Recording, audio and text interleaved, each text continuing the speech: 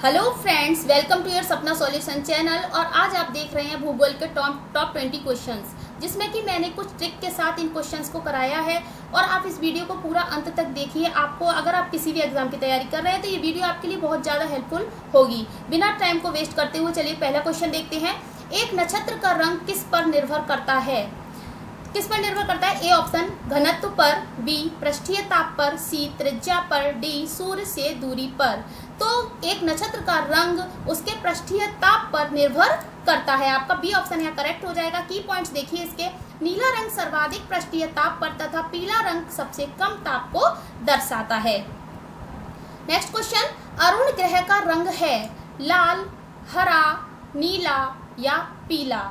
Trick में हम देखेंगे, ट्रिक से हमें सारे जितने भी ग्रह हैं उन आठों ग्रह के रंग हमें पता चल जाएंगे। हम केवल ये ट्रिक याद रखेंगे और देखेंगे क्या ट्रिक है। हम हैं नीले, हम से मतलब है यानी कि पृथ्वी, हम पृथ्वी पर रहते हैं। हम हैं नीले, पति है पीले, पति मतलब बृहस्पति पीला कलर का है। शुक्र बहन चमकीली है, यहाँ सूर्य बहन नहीं, शुक्र बहन चमकीली है, यानी कि शुक्र जो शुक्र है वो चमकीला रंग है इसका, यानी कि शनि है काला और शनि का रंग है काला। और मंगल है लाल, मंगल ग्रह लाल है। अरुण पर है हरियाली, तो अरुण ग्रह कैसे रंग का हो गया? हमने यहाँ अरुण ग्रह का रंग पूछा है, तो यहाँ आंसर हो जाएगा आपका बी ऑप्शन हरा। चलिए क्वेश्चन नंबर 3, सूर्य से दूरी के क्रम में छठा सबसे बड़ा ग्रह है। देखिए सूर्य से जो ग्रह होते हैं उनकी कुछ तो दूरी के क्रम में उनका अलग क्रम रहता है, और अगर बड़े के क्रम में पूछेंगे आकार के क्रम में तो उसका अलग क्रम रहता है। तो दोनों की आप ट्रिक याद कर लीजिए। ट्रिक है आपकी, पहले ऑप्शन पढ़ते हैं, बृहस्पति, शनि, बुध, अरुण।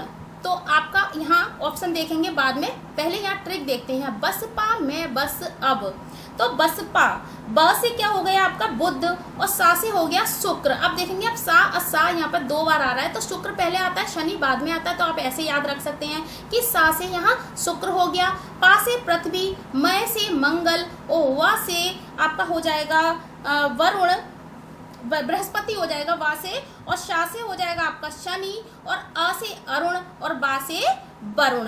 तो आपका जो छठा ग्रह हो जाएगा इसका आंसर हो जाएगा यहाँ पर बी ऑप्शन करेक्ट होगा शनि। ठीक है, चौथा क्वेश्चन देखिए, आकार के आधार पर पांचवा सबसे बड़ा ग्रह है।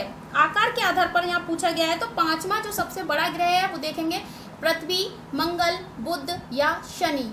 तो देखेंगे ए ऑप्शन यहाँ पर करेक्ट होगा पृथ्वी। अब इसकी ट्रिक को देखिए, पहले ट्रिक से समझते हैं तो आपको कभी भी कोई भी क्रम पूछा जा सकता है, पांचवा, छठा, चौथा, तीसरा, तो आप आराम से लगा लेंगे। बस अब पशु को मंगल बुद्धि दो।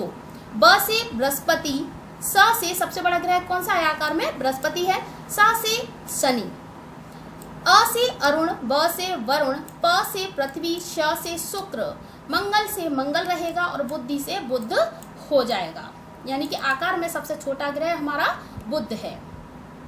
चलिए क्वेश्चन नंबर 5 देखेंगे। 82.5 मानक समय रेखा भारत के कितने राज्यों से गुजरती है? 8, 2, 5 या 6? तो इसका आपका आंसर हो जाएगा यहाँ 5 राज्यों से गुजरती है। देखिए ट्रिक देखिए, उमा ऐसे चलते ही उड़ गई। उमा से उत्तर प्रदेश, मध्य प्रदेश, म से मध्य प्रदेश, ए से एस मतलब आंध्र प्रदेश, सी छत्तीसगढ़, छत्तीसी, ऐसा करके आप याद कर सकते हैं। उड़ से उड़ीसा। इन 5 राज्यों से क्या है हमारी 82.5 डिग्री की मानक रेखा गुजरती है।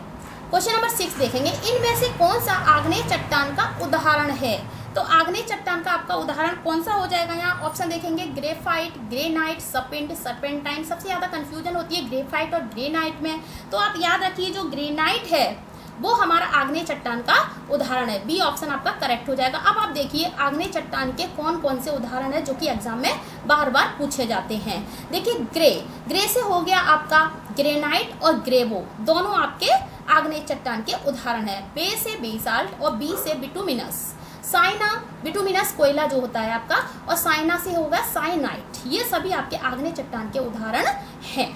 इस ट्रिक को आप याद कर लीजिए बस। क्वेश्चन नंबर 7, इनमें से कौन सा अवसादी चट्टान का उदाहरण है? सपिंड, सर्पेंटाइन, ग्रेफाइट या ग्रेनाइट? तो आपका ऑप्शन नंबर ए यहाँ करेक्ट हो जाएगा सपिंड। अब देखिए सब सेल चुन लिया, स से सपिंड, ब से बलुआ पत्थर, से सेल और सेल होते हैं जो, और चू से चुन से मतलब चूना पत्थर, और ली से लिग्नाइट कोयला, लिया से लिग्नाइट कोयला। यहाँ पे लिग्नाइट ये लिग्नाइट है, आधा गा हो जाएगा, ठीक है। चलिए, इनमें से कौन सा कायांतरित चट्टान का उदाहरण है? तो आपका ऑप्शन है ए स्लेट, ग्रेवो, बेसाल्ट या कोयला। तो आपका ऑप्शन यहाँ करेक्ट हो जाएगा स्लेट। कायांतरित चट्टान क्या होती हैं? जो आग्नेय और अवसादी चट्टान होती हैं उनका ही रूप है। जब उनका रूप परिवर्तन हो जाता है तब ये कायांतरित या कि रूपांतरित चट्टानों में परिवर्तित हो जाती हैं। देखिए ट्रिक देखिए, सर निशा के पास एक साफ संगमरमर ग्रेफाइट था। देखिए यहाँ ग्रेफाइट आ रहा है, तो ग्रेफाइट आप किसका उदाहरण मानेंगे? कायांतरित चट्टान का। यहाँ पे देखिए सर से क्या होता है आपका? सर्पेंटाइन।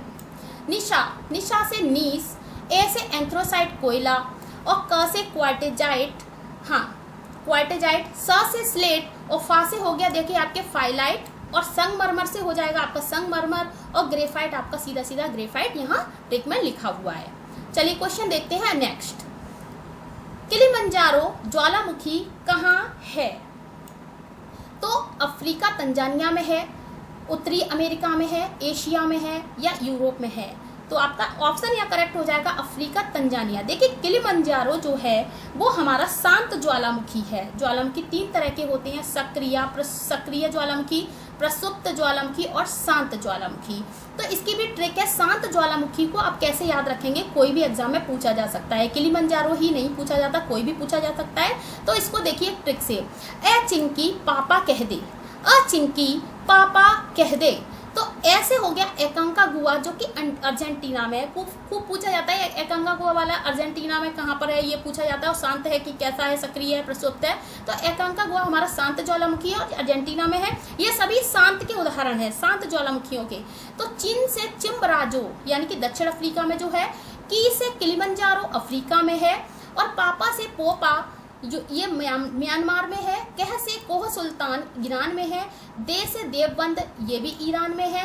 किलिमंजारो को, ये बहुत इंपॉर्टेंट है, किसको अफ्रीका का सूर्य कहते हैं? तो किलिमंजारो को अफ्रीका का सूर्य भी कहते हैं। क्वेश्चन 10 देखिए। अगर आपको वीडियो अच्छी लग रही हो तो चैनल को सब्सक्राइब कर लीजिए और चैनल को इस वीडियो को शेयर भी किया कीजिए।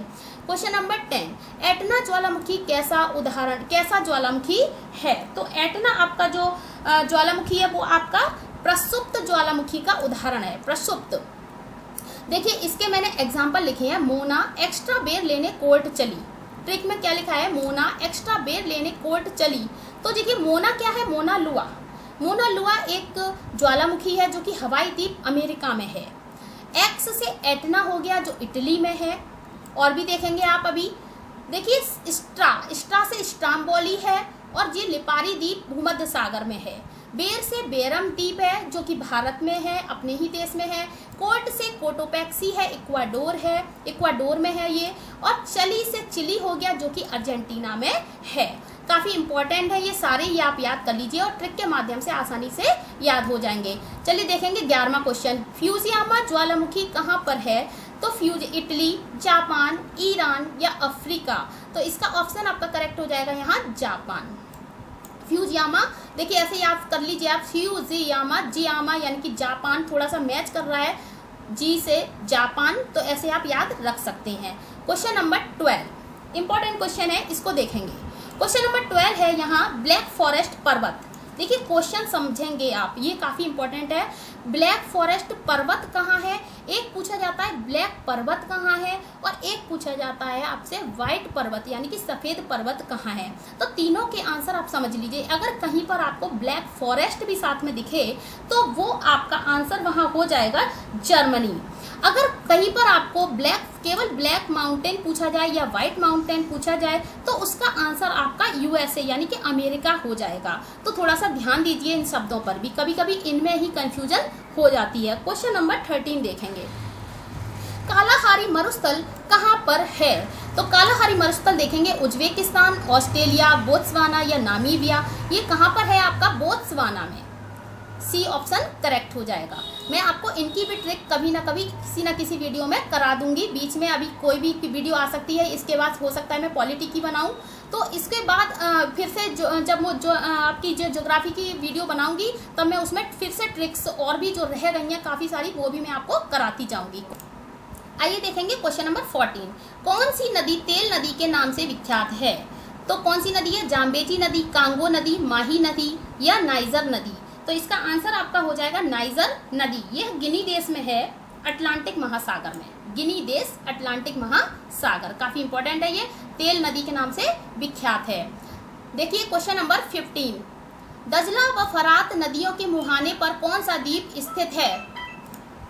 ए ऑप्शन बहरीन द्वीप, बी हवाई द्वीप, सी अल बारबा द्वीप या बुबियान द्वीप। तो इसका आंसर आपका हो जाएगा बहरीन द्वीप। यहाँ पे मैंने की पॉइंट्स लिखे हैं दजला व फरात नदियों से संबंधित। की पॉइंट्स में देखेंगे ये दोनों नदियाँ इराक में बहती हैं। बहरीन द्वीप मोतियों के लिए प्रसिद्ध है। क्वेश्चन नंबर 16 देखेंगे। सू नहर किन दो झीलों को जोड़ती है? देखिए मैं इसकी ट्रिक भी समझाऊंगी आपको, कैसे आपको ध्यान रखना है कि नहर कौन से दो सागरों को जोड़ती है। तो सागरों को जोड़ने की ट्रिक बताऊंगी। सू नहर, सू में आप इस तरह से याद कर लीजिए कि सुपर हीरो को सुसु आई। वीडियो बना आपको जो शूटिंग हो रही थी उस टाइम क्या हुआ, सुपर हीरो को सुसु आई।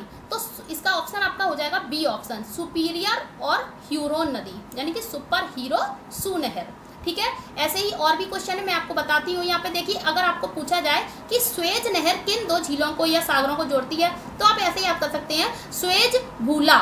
स्वेज भूला, मैं तो स्वेज ही भूल गया, सहज ही भूल गया, यानी कि स्वेज से यानी कि भूमध्य सागर भू और ला से लाल सागर, इन दो सागरों को जोड़ती है। पूछा जाता है स्वेज नहर किन दो सागरों को जोड़ती है तो बोलेंगे आप भूमध्य सागर और लाल सागर। इसी तरह से और भी ट्रिक्स बन जाती हैं। चलिए देखते हैं और भी, आप आगे पढ़िए। चलिए क्वेश्चन नंबर 17। यूराल पर्वत किस देश में स्थित है? यूराल से आप ऐसे याद रख सकते हैं यू पे भी बड़ी ऊ की मात्रा और रू पे भी बड़ी ऊ की मात्रा, तो रूस में है ये। चलिए क्वेश्चन नंबर 18 देखेंगे।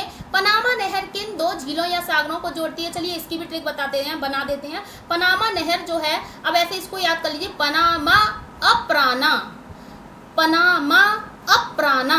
तो अप्राना यानी कि क्या होगा, अटलांटिक और प्रशांत महासागर के ये बीच है, यानी कि बी ऑप्शन आपका करेक्ट हो जाए। कैसे? पनामा अप्राना यानी कि अटलांटिक महासागर और प्रशांत महासागर के बीच में अप्राना यानी कि पनामा नहर स्थित है। चलिए क्वेश्चन नंबर 19 देखो। मैक्सिको में झूम खेती को किस नाम से जाना जाता है? तो मैक्सिको में जो झूम खेती होती है उसको किस नाम से जाना जाता है? तो मिल्पा के नाम से जाना जाता है। मिल्पा, हमारे यहाँ जो झूम खेती है सीढ़ियों पर जो खेती होती है, जगह कम होती है, पहाड़ों को काट काट कर खेती की जाती है। मान लो बहुत बड़ा ग्राउंड नहीं है तो हम खेती कैसे करेंगे, तो सीढ़ियाँ बना लेते हैं और उस पर खेती करते हैं। चाय वगैरह की खेती मैक्सिको में इसको झूम खेती को क्या कहते हैं, मिल्पा कहते हैं, और हमारे यहाँ झूम खेती ही कहते हैं। और भी मैं बताती हूँ कि लाडंग, मलेशिया में लाडंग कहते हैं इसको। चेना कहाँ कहते हैं? श्रीलंका में चेना कहते हैं। और देखेंगे आप मोजले, जैसे जायरे बेसिन है वहाँ पे इसको क्या कहते हैं, मोजले कहते हैं।